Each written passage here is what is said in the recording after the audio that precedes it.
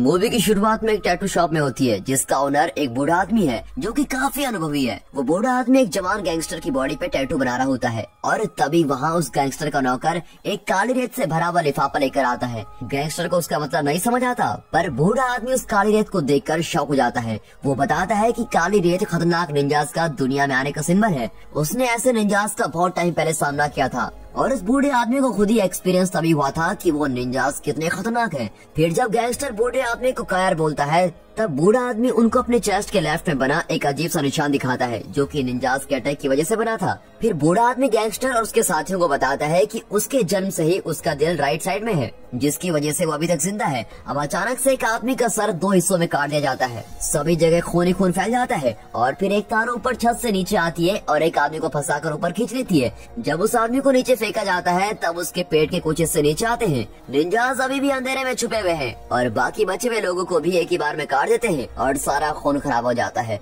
फिर सभी के मरने के बाद निंजास रूम के अंधेरे वाले कॉर्नर से बाहर आते हैं। फिर हमें अगले सीन में जापान के ओजुनु कबीला को दिखाया जाता है। ये कबीला एक निंजास का कबीला है जिसको निर्दयी लॉर्ड ओजुनु चलाता है। ये कबीला पूरी दुनिया के बच्चों को इकट्ठा करता है और इन बच्चों को बहुत ही टफ ट्रेनिंग दी जाती है जिससे वे निंजा बन जाए। ये निंजास वर्ल्ड के बड़े बड़े लीडर्स में पॉपुलर है और बाकी दुनिया से छुपे हुए होते हैं। कोई भी इंसान अगर उस कबीले को 100 पाउंड गोल्ड देगा तो वो उन निंजास को यूज करके किसी को भी जान से मरवा सकता है। ओजुनु कबीला बहुत सालों से छुपा हुआ है और ऐसे काम कर रहा है और Russian president, Japanese prime minister और बहुत से बड़े नाम वाले लोगों को मारने के पीछे इन्हीं निंजास का ही हाथ है। जो भी उन निंजास के बारे में जानता है वो उनका सामना करने से बहुत ही ज्यादा डरता है। एक नए सेशन के दौरान लॉर्ड ओजुनु एक नए बच्चे को जिसका नाम रियाजो है उसकी बाकी कबीले से जान पहचान करवाते हैं। रियाजो के पेरेंट्स ने उसको अकेला छोड़ दिया था और उसको कबीले में लीडर ओजुनु ने रखा है। ओजुनु को किसी वजह से लगता है कि रियाजो उसके बाद ग्रुप का लीडर बनेगा। इस वजह से रियाजो की ट्रेनिंग और भी ज्यादा मुश्किल होती है। जब तक रियाजो 10 साल का होता है उसकी बॉडी पे सभी जगह चोट के निशान बन जाते हैं जो कि उसको गलती करने पे दिए जा रहे हैं। एक निंजा में सबसे जरूरी खासियत उसका चुपचाप रह के छुपे रहना होता है। रियाजो को एक तेज आवाज करने वाले लकड़ी के फर्श पे चलाया जा रहा है और अगर उस पर चलते हुए उसने गलती से भी आवाज की तो उसकी टांगों को कोड़े से मारा जाएगा। अब रात के टाइम रियाजो को नींद नहीं आ रही है क्योंकि उसके लेग्स में बहुत ही दर्द हो रहा है। तब वहाँ एक लड़की आती है और उसके जख्म पे दवाई लगाती है। उस लड़की का नाम है किरिको और वो लड़की भी वहाँ निंजा की ट्रेनिंग ले रही है। वहाँ के बच्चों को सिखाया जाता है कि उनके दिल में किसी तरह की फीलिंग्स नहीं होनी चाहिए, पर किरिको यहाँ पर एक अलग ही लड़की है। वो मार पिटाई और लोगों को मारने में विश्वास नहीं रखती है। अब टाइम बहुत ही जल्दी निकलता है। रियाजो और किरिको साथ साथ बड़े होते हैं, कभी मुश्किल से ही बात करते हैं पर हमेशा एक दूसरे को ढूंढते रहते हैं। रियाजो ओजुनु का ट्रेन की आवाज सबसे टैलेंटेड निंजा बन जाता है, पर एक लड़ाई के दौरान दिखाया जाता है कि रियाजो अपने एक सीनियर तेकेशी से हार जाता है। तेकेशी उसको बेईमानी सिखा देता है। मास्टर ओजुनु उस बेईमानी को अलाउ कर देते हैं और रियाजो को कमजोर बता देते हैं। ओजुनु एक सिंगल टेक्निक रियाजो में यूज करता है जिस वजह से उसको बहुत ही दर्द होता है। अब इसके बाद ओजुनु बहुत मुश्किल टेस्ट लेता है जिसमें रियाजो को बिना किसी मेडिकल ट्रीटमेंट के पूरी रात गुजारनी है। जब अगली सुबह ओजुनु ट्रेनिंग के लिए आता है तो अपने स्टूडेंट्स रियाजो को तैयार देखकर बहुत ही प्राउड फील करता है कि रियाजो ने मुश्किल टेस्ट पास कर लिया है। जल्दी रियाजो कबीले का सबसे टैलेंटेड निंजा बन जाता है और आंखें और हाथ पे पट्टी बंदी होने के बावजूद भी वो अपने अपोनेंट्स को हरा देता है। किरिको को उस पर फख्र होता है पर वो ओजुनु की जिंदगी जीने के रूल्स को बिल्कुल पसंद नहीं करती। वो बार बार कबीले के रूल्स को तोड़ती रहती है और उसको रियाजो काफी बार वार्न भी करता है। रियाजो को डर होता है कि अगर लीडर ओजुनु को पता चल जाएगा तो वो किरिको का दिल निकाल कर उसको मार देगा, पर वो हमेशा यही बोलती है कि उसका दिल हमेशा रियाजो के साथ है और कोई भी उसका दिल नहीं चुरा सकता। अब एक ट्रेनिंग के दौरान किरिको को एक चाकू के साथ अपने अपोनेंट को हार्म करने को बोला जा रहा है। जब किरिको ऐसा नहीं कर पाती तो ओजुनु उसके फेस को काट देता है और उसको एक केज में डाल देता है। रियाजो चुपचाप किरिको से मिलने जाता है जिसको एक केज में बंद किया हुआ है और उसको पानी पिलाता है। फिर कुछ दिन बाद एक रात को बारिश हो रही होती है। किरिको वहाँ से भागने के लिए एक दीवार पर चढ़ जाती है और वो रियाजो को अपने साथ चलने को बोलती है, पर रियाजो वहीं रुकने का डिसाइड करता है और अपने कबीले के साथ रहना चाहता है क्योंकि उसको लगता है कि उसके पास कबीले के अलावा और कोई भी नहीं है। फिर किरिको को पकड़ लिया जाता है और उसको मारने का डिसाइड किया जाता है। सीनियर तेकेशी सभी के सामने किरिको के दिल पे वार करके उसको मार डालता है। अब उस दिन रियाजो का एक हिस्सा मर जाता है पर फिर भी वो कबीले के साथ लॉयल रहने का सोचता है। अब कुछ साल गुजर जाते हैं और सीन बर्लिन के यूरोपोल हेडक्वार्टर्स में दिखाया जाता है। वहाँ एक रिसर्चर जिसका नाम मिका है उसको ओजुनु के कबीले के होने के कुछ सबूत मिलते हैं। उसको पता नहीं होता कि ये कबीले के बारे में जानकारी कितनी खतरनाक हो सकती है और वो ये जानकारी लेके अपने सीनियर मास्लो के पास जाती है। लेकिन सीनियर मानने से मना कर देता है। पर मिका उसको रिपोर्ट दिखाती है जो कि लक्षण दिखाती है कि लीडर्स ने पैसे दिए हैं बहुत बड़े बड़े लोगों को मरवाने के लिए। मॉस्लो को इसमें इंटरेस्ट आ जाता है और वो डिसाइड करता है कि वो इस बारे में और अच्छे से पता लगाएगा। फिर उनको पता चलता है कि एक बड़ा KGB एजेंट जिसका नाम सवाटिन है, पास में उसने भी ऐसे ही कुछ रिपोर्ट्स बनाई थी। जब उसकी बात लोगों तक पहुंचने लगी तो उसको उसकी जॉब से निकाल दिया गया था और फिर उसको मार भी दिया गया था। फिर हमें दिखाया जाता है कि रियाजो भी बर्लिन में है और वो एक बेकार से अपार्टमेंट में एक स्पेशल काम के लिए रह रहा है। वो हमेशा की तरह अपने मास्टर की सिखाई मुश्किल ट्रेनिंग कर रहा होता है। अब एक दिन वो एक लॉन्ड्री शॉप में जाता है और वहाँ उसको एक लड़की मिलती है।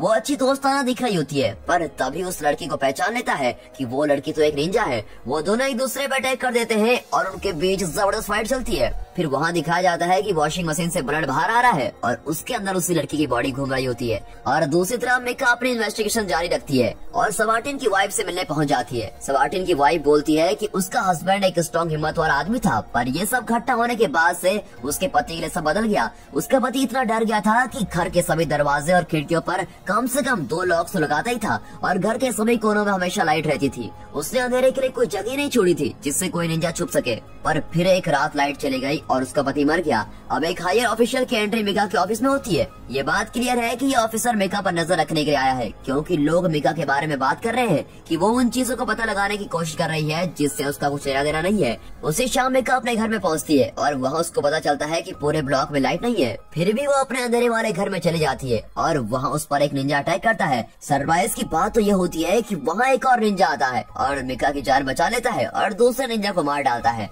वो सीक्रेट निंजा कोई और नहीं, रियाजो है। अब फ्लैशबैक में दिखाया जाता है जिसमें छोटा रियाजो किसी को मारने के लिए अपने पहले मिशन पे आया है। वो अपनी सारी फ्रस्ट्रेशन निकालने के लिए अपने पहले टारगेट को बहुत ही बुरी तरीके से मारता है। मिशन के बाद वो अपने रूफटॉप पर अपने कमरे से मिलने के लिए जाता है। लॉर्ड ओजुनो बोलते हैं कि वो बहुत ही प्राउड है रियाजो पे और फिर उसको अपने पास बुलाते हैं, पर वो सरप्राइज हो जाता है जब रियाजो उस पर अटैक करता है, जिससे ओजुनो का फेस और एक आंख कट जाती है। रियाजो के साथ के निंजा उस पर अटैक करते हैं और उसको बहुत मार मार के बिल्डिंग से नीचे गिरा देते हैं। रियाजो बहुत मुश्किल से बच पाता है। अब प्रेजेंट में रियाजो मिका से बात कर रहा है और वो मिका को बताता है कि उस फर्स्ट मर्डर के बाद से ही रियाजो अपने पुराने कबीले के सभी मिशन को खराब करने की कोशिश कर रहा है और इसी वजह से उसने मिका की जान बचाई है। अब वो दोनों ड्राइव करके एक होटल जाते हैं और वहाँ कपड़े चेंज करते हैं, क्योंकि निंजास अपने शिकार को ढूंढने के लिए एक स्पेशल स्मेल टेक्निक यूज करते हैं। फिर मिका मॉस्लो को कॉल करती है और बताती है कि वो रियाजो के साथ है। मॉस्लो को रियाजो को पकड़वाने के लिए ऑर्डर्स दे गए हैं। मॉस्लो को पता है कि रियाजो उनका मेन टारगेट नहीं है और उसको अपने आप को बचाने के लिए ऑर्डर्स को मानना पड़ेगा। जब वो तीनों अपने नेक्स्ट स्टेप को डिस्कस करने के लिए मिलते हैं, रियाजो को पुलिस घेर लेती है और अरेस्ट भी कर लेती है। उसको एक हाइड आउट में ले जाया जाता है जहाँ उसको अकेले चेन में बांध कर रखा हुआ है। अब मिका को पता लग जाता है कि मॉस्लो ने ही रियाजो को अरेस्ट करवाया है, पर फिर भी मॉस्लो रियाजो को छोड़ने से मना कर देता है क्योंकि रियाजो प्रिजन में सेफ है। रात को मिका रियाजो के पास जाती है और उसको पानी देती है। रियाजो तब बताता है कि उसको मारने के लिए निंजास कुछ ही सेकंड्स में आने वाले होंगे। मिका ये बात मॉस्लो को बताती है, पर बहुत लेट हो जाती है। लाइट चले जाती है और निंजास अंधेरे से बाहर आते हैं। सबसे एडवांस हथियार होने के बाद भी सोल्जर्स निंजा के सामने वीक साबित होते हैं। मिका रियाजो की चेन खोल देती है। इससे पहले कोई उसको मारे, रियाजो निंजा से लड़ाई करता है और मिका को भाग जाने को बोलता है क्योंकि वो दोनों की जान नहीं बचा सकता। रियाजो ओजुनो के कबीले का सबसे बेस्ट स्टूडेंट होता है, पर फिर भी इतने सारे निंजा को एक साथ मारने के लिए उसको बहुत मुश्किल होती है।